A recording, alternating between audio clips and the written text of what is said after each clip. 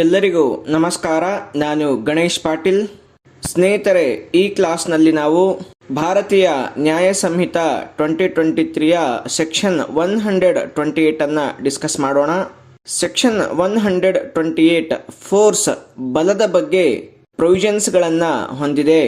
Section 128ನ ಪ್ರಕಾರ ಯಾವುದೇ ಒಬ್ಬ ವ್ಯಕ್ತಿ ಒಂದು ವೇಳೆ ತನ್ನ ದೇಹದ ಬಲದಿಂದ, ಉದಾಹರಣೆಗೆ ದೇಹದ ಯಾವುದೇ ಭಾಗ ಇರ್ಬೋದು, ಉದಾಹರಣೆಗೆ ಕೈ ಅಥವಾ ಕಾಲಾಗಿರ್ಬೋದು, ಯಾವುದೇ ಒಬ್ಬ ವ್ಯಕ್ತಿಯ ಮೋಷನ್ಗೆ ಅಥವಾ ಚೇಂಜ್ ಆಫ್ ಮೋಷನ್ಗೆ ಅಥವಾ ಸೆಸೇಷನ್ ಆಫ್ ಮೋಷನ್ಗೆ, ಅಂದರೆ ಮೋಷನ್ ಅಂದರೆ ನಡೆಯೋದು, ನಿಂತ್ಕೊಳ್ಳೋದು, ಮೋಷನ್ ಅಂದರೆ ಚಲನೆಯಲ್ಲಿ ಇರುವಂಥದ್ದು, ಅದನ್ನು ಸೆಸೇಷನ್ ಅಂದರೆ ನಿಲ್ಲಿಸುವಂಥದ್ದು, ಅಥವಾ ಒಂದು ವೇಳೆ ಮೋಷನ್ ಅಥವಾ ಚೇಂಜ್ ಆಫ್ ಮೋಷನ್ ಅಥವಾ ಸೆಸೇಷನ್ ಆಫ್ ದ ಮೋಷನ್ ಇವುಗಳಿಗೆ ಕಾರಣವಾದರೆ, ಅಥವಾ ಒಂದು ವೇಳೆ ಯಾವುದೋ ಒಂದು ಸಬ್ಸ್ಟ್ಯಾನ್ಸ್ನಿಂದ, ಸಬ್ಸ್ಟ್ಯಾನ್ಸ್ ಅಂದರೆ ವಸ್ತು ಅದು ಕಟ್ಟಿಗೆ ಆಗಿರ್ಬೋದು ಅಥವಾ ಕಬ್ಬಣ ಆಗಿರ್ಬೋದು ಅಥವಾ ದೊಣ್ಣೆ, ಯಾವುದೋ ಒಂದು ಸಬ್ಸ್ಟ್ಯಾನ್ಸ್, ಆ ಸಬ್ಸ್ಟ್ಯಾನ್ಸ್ನ ಸಹಾಯದಿಂದ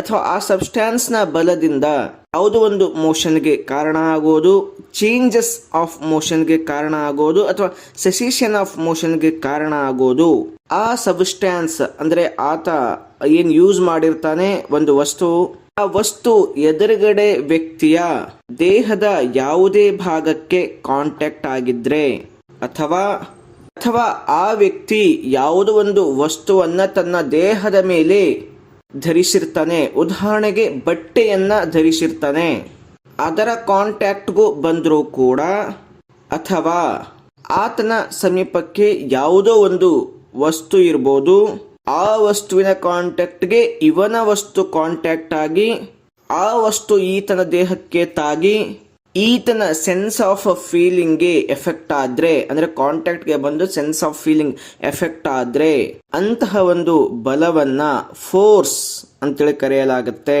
ಒಂದು ಸೆಕ್ಷನ್ ನಲ್ಲಿ ಒಂದು ಪ್ರೊವಿಷನ್ ಇದೆ. ಆ ಒಂದು ಪ್ರೊವಿಷನ್ ನ ಪ್ರಕಾರ, ಆ ಪ್ರೊವಿಷನ್ ನ ಕ್ಲಾಸ್ ಏನ ಪ್ರಕಾರ, ಮನುಷ್ಯ ತನ್ನ ಓನ್ ಬಾಡಿಲಿ ಪವರ್ನಿಂದ ಅಂದ್ರೆ ದೇಹದ ಬಲದಿಂದ, ಮತ್ತು ಕ್ಲಾಸ್ ಬಿ ನ ಪ್ರಕಾರ ಮನುಷ್ಯ ಯಾವುದೇ ಒಬ್ಬ ವ್ಯಕ್ತಿ ತನ್ನ ಹತ್ತಿರ ಇರುವಂತಹ ಸಬ್ಸ್ಟ್ಯಾನ್ಸ್ ವಸ್ತುವನ್ನ ಡಿಸ್ಪೋಸ್ ಮಾಡೋ ಮುಖಾಂತರ, ಅಥವಾ ಕ್ಲಾಸ್ ಸಿ ನ ಪ್ರಕಾರ ಯಾವುದೋ ಒಂದು ಅನಿಮಲ್ ಅನ್ನ ಇಂಡ್ಯೂಸ್ ಅಂದ್ರೆ ಪ್ರಚೋದನೆ ಕೊಡೋ ಮುಖಾಂತರ ಯಾವುದೇ ಮೋಷನ್ಗೆ, ಚೇಂಜ್ ಆಫ್ ಮೋಷನ್ಗೆ ಅಥವಾ ಸೆಸೇಷನ್ ಆಫ್ ಮೋಷನ್ಗೆ ಕಾರಣ ಆಗಿದ್ರೆ ಅದನ್ನ ಬಲ ಅಥವಾ ಫೋರ್ಸ್ ಅಂತೇಳಿ ಕರೆಯಲಾಗುತ್ತೆ. ಉದಾಹರಣೆಗೆ ಹೇಳೋದಾದ್ರೆ, ಒಬ್ಬ ವ್ಯಕ್ತಿ ತನ್ನ ಕೈಯಿಂದ ಇನ್ನೊಬ್ಬ ವ್ಯಕ್ತಿಗೆ ಹೊಡೆಯುತ್ತಾನೆ, ಅಲ್ಲಿ ತನ್ನ ಬಲವನ್ನ ಆತನ ಮೇಲೆ ಪ್ರಯೋಗ ಮಾಡಿದ್ದಾನೆ ಅಂತೇಳಿ ಹೇಳ್ಬೋದು. ಅಥವಾ ಒಬ್ಬ ವ್ಯಕ್ತಿ ಒಂದು ಕಟ್ಟಿಗೆಯಿಂದ ಇನ್ನೊಬ್ಬ ವ್ಯಕ್ತಿಗೆ ಹೊಡೆಯುತ್ತಾನೆ, ಅಲ್ಲಿ ಕಟ್ಟಿಗೆಯ ಮುಖಾಂತರ ತನ್ನ ಬಲವನ್ನ ಪ್ರದರ್ಶನ ಮಾಡಿದ್ದಾನೆ, ತೋರಿಸಿದ್ದಾನೆ ಅಂತೇಳಿ ಹೇಳ್ಬೋದು. ಅಥವಾ ಒಬ್ಬ ವ್ಯಕ್ತಿ ತನ್ನ ಹತ್ತಿರ ಇರುವ ನಾಯಿಯನ್ನ ಇನ್ನೊಬ್ಬ ವ್ಯಕ್ತಿಗೆ ಕಚ್ಚೋದಕ್ಕೆ ಪ್ರಚೋದನೆ ಮಾಡಿದಾಗ ಅದು ಹೋಗಿ ಕಚ್ಚಿದ್ರೆ ಅದನ್ನು ಕೂಡ ಫೋರ್ಸ್, ಬಲ ಪ್ರಯೋಗ ಮಾಡಲಾಗಿದೆ ಅಂತೇಳಿ ಹೇಳಬಹುದು. ಸೊ ಸ್ನೇಹಿತರೆ, ಇದು ಸೆಕ್ಷನ್ 128 ಫೋರ್ಸ್. ನೆಕ್ಸ್ಟ್ ಕ್ಲಾಸ್ನಲ್ಲಿ ಇನ್ನೊಂದು ಸೆಕ್ಷನ್ ಡಿಸ್ಕಸ್ ಮಾಡೋಣ. ಎಲ್ಲರಿಗೂ ನಮಸ್ಕಾರ.